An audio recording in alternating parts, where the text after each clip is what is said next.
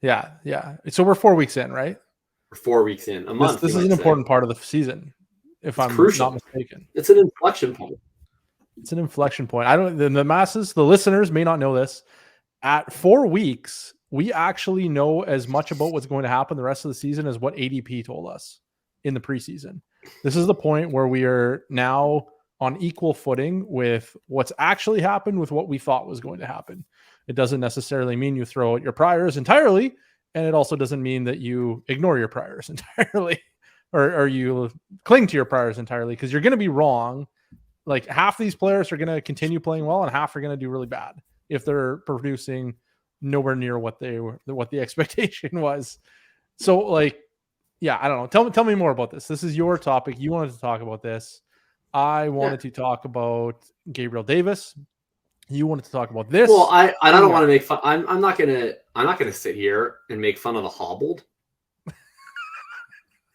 Like, let's at least let the guy get healthy, you know? Yeah. Right. Gabriel Davis, he couldn't even, you're going to try and victory lap a man that couldn't even run a victory lap right now. He's in so much pain.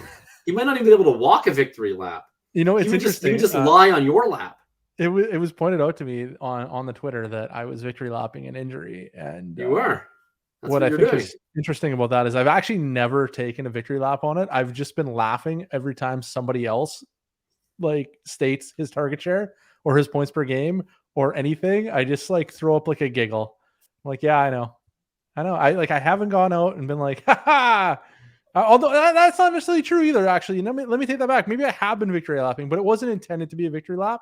It was simply reporting the news. I had a tweet after week 1 in which everyone was on me, like the masses, like the haters, the bean counter haters on Twitter were just coming at me. They're like, Gabriel Davis, 80 yards and a touchdown. Look at this elite ceiling, 18 points.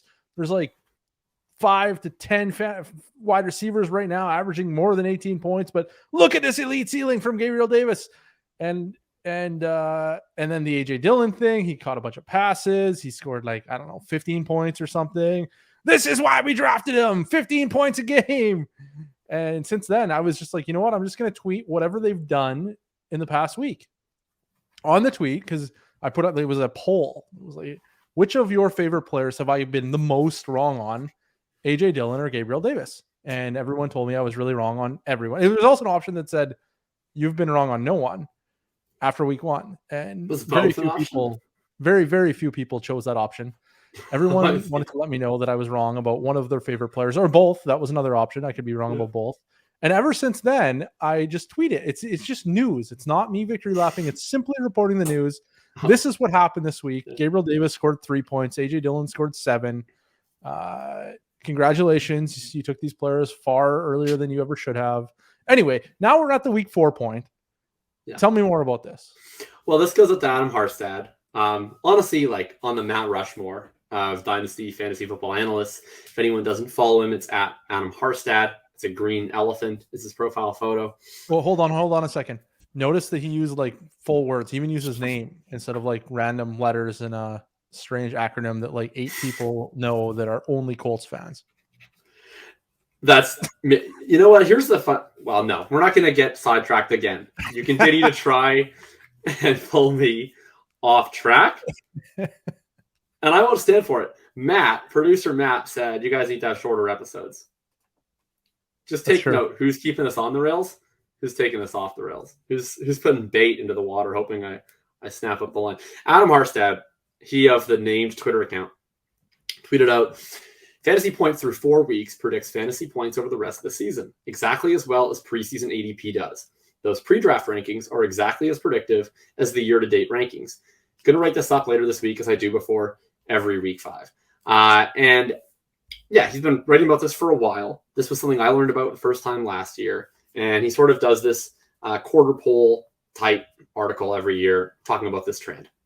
And yeah, basically the way that I would try to internalize this is if you're looking at your priors and you're looking at your takes, right? And you're looking at the ones that you got wrong in some direction.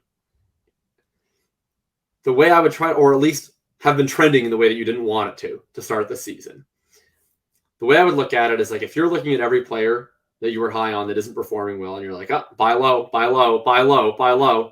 and every player who you didn't like who is performing well and saying sell high, sell high, sell high, either you're very wrong or equally as many players that you were high on that are performing are going to drop in value, or equally as many players who you were burying that are doing bad are going to rise in value. So one of those things has to be happening, right? And so in general, you should try and sort through and be a little bit, I think, self-critical, where you're looking at some of those players and say, okay, roughly half or so of these players that are not performing well, actually they're a sell low, not a buy low. These players that you might want to be a sell high, some of them are just going to keep doing it.